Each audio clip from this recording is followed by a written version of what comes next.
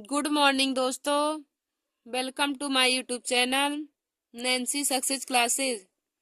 एक बार फिर से आप सभी लोगों का हमारे YouTube channel Nancy success classes में स्वागत है दोस्तों। आज हम सभी लोग क्लास 10th के विषय रसायन विज्ञान में कुछ महत्वपूर्ण टॉपिक को पढ़ेंगे। तो देखिए दोस्तों, आज का हमारा टॉपिक है अम्ल, क्षार तथा लवण। आज हम अम्ल, क्षार तथा लवण चैप्टर के कुछ महत्वपूर्ण क्वेश्चन को पढ़ेंगे जो बहुत ही इम्पोर्टेंट है बोर्ड एग्जाम की परीक्षा के लिए।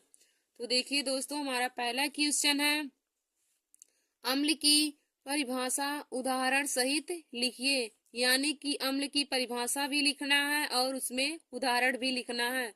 तो देखिए दोस्तों, हम लोग यहाँ पे हेडिंग डालेंगे अम्ल। तो इसमें लिखेंगे अम्ल वे पदार्थ हैं जो जलीय विलयन में घुलने पर या वियोजित होने के बाद H+ आयन देते हैं। अम्ल वे पदार्थ हैं जो जलीय विलयन में घुलने या फिर वियोजित होने के बाद H+ आयन देते हैं, उन्हें हम लोग अम्ल कहते हैं। तो हम लोग उदाहरण में लिखेंगे HCl। HCl में देखिए दोस्तों, HCl टूटने के बाद H+ आयन तथा Cl- आयन दे रहा है। इसमें H+ आयन निकल रहा है, इसलिए हम लोग इसे अम्ल बोल देंगे। HCl एक अम्ल है। और दूसरा है HNO3। HNO3 में देखिए दोस्तों, H+ आयन और प्लस में NO3- में निकलेगा। H+ आयन इसमें भी निकला है, इसलिए यह भी अम्ल है। देखिए दोस्तों, हम लोग अम्ल के गुण भी लिख लेंगे क्योंकि गुण भी पूछा जाता है अम्ल के। तो लिखेंगे अम्ल स्वाद में खट्टे होते हैं। अम्ल स्वाद में खट्टे होते हैं। और दूसरा है अम्ल नीले लिटमस पेपर को लाल कर देते हैं। अम्ल नीले लिटमस पेपर को लाल कर देते हैं। तीसरा है अम्ल जल में घुलने पर H+ आयन देते हैं।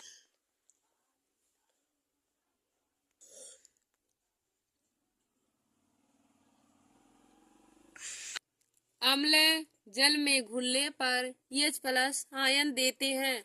देखिए दोस्तों, हमारा दूसरा क्वेश्चन है क्षार की परिभाषा उदाहरण सहित लिखिए। यानी कि क्षार की परिभाषा लिखना है और उसका उदाहरण भी देना है।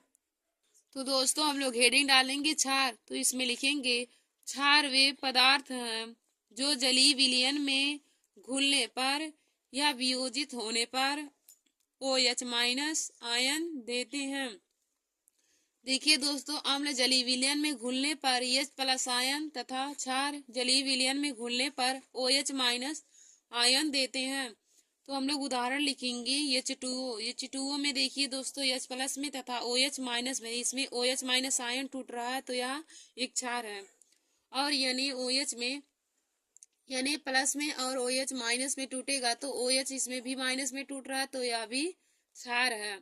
देखिए दोस्तों, अब हम लोग क्षार के भी गुण लिखेंगे। तो नंबर 1 है इसमें क्षार स्वाद में कड़वे या तीक्ष्ण होते हैं। क्षार स्वाद में कड़वे या तीक्ष्ण होते हैं।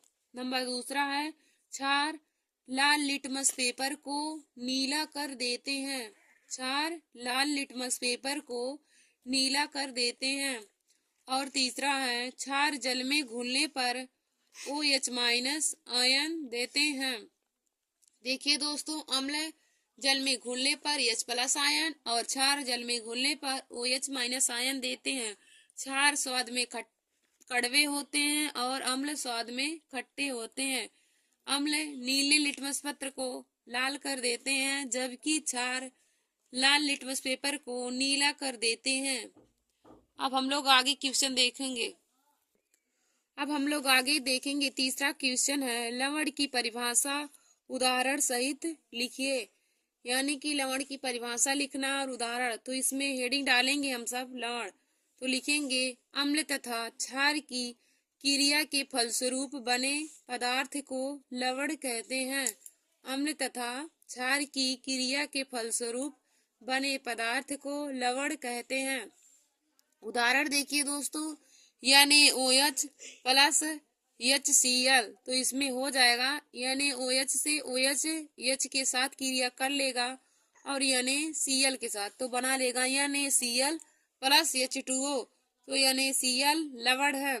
हमारा चौथा क्वेश्चन है सोडियम बाइकार्बोनेट के उपयोग लिखिए। तो हम लोग हेडिंग डालेंगे उपयोग, इसमें लिखेंगे नंबर 1 प्रयोगशाला में अभिकर्मक के रूप में। नंबर 1 है प्रयोगशाला में अभिकर्मक के रूप में। नंबर 2 है आग बुझाने वाले यंत्रों में, आग बुझाने वाले यंत्रों में।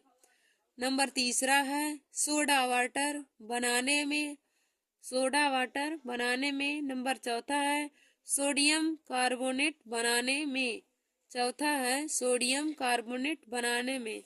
अब हम लोग आगे देखेंगे फिटकरी के उपयोग लिखिए।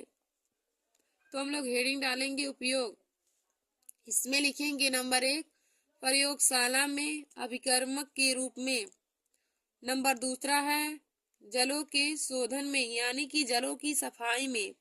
और नंबर 3 है बहते हुए रक्त को बंद करने के लिए। देखिए दोस्तों, यदि आप सभी लोगों का हाथ कट जाए या कुछ भी कट जाए तो वहाँ पे फिटकरी को लगा देने से खून का बहना बंद हो जाता है। तो यहाँ पर भी देखिए फिटकरी के उपयोग में हम लोग बहते हुए खून को बंद करने के लिए फिटकरी का उपयोग करते हैं।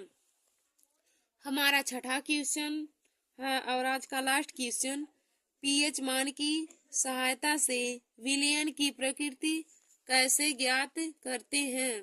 पीएच मान की सहायता से विलयन की प्रकृति कैसे ज्ञात करते हैं, यानी कि हम लोग कैसे जानेंगे पीएच की सहायता से कि कौन सा विलयन उदासीन है, कौन सा विलयन क्षारीय है और कौन सा विलयन अम्लीय है। तो देखिए दोस्तों, हम लोग लिखेंगे नंबर 1 यदि किसी विलयन का पीएच मान 7 है तो वह विलयन उदासीन है।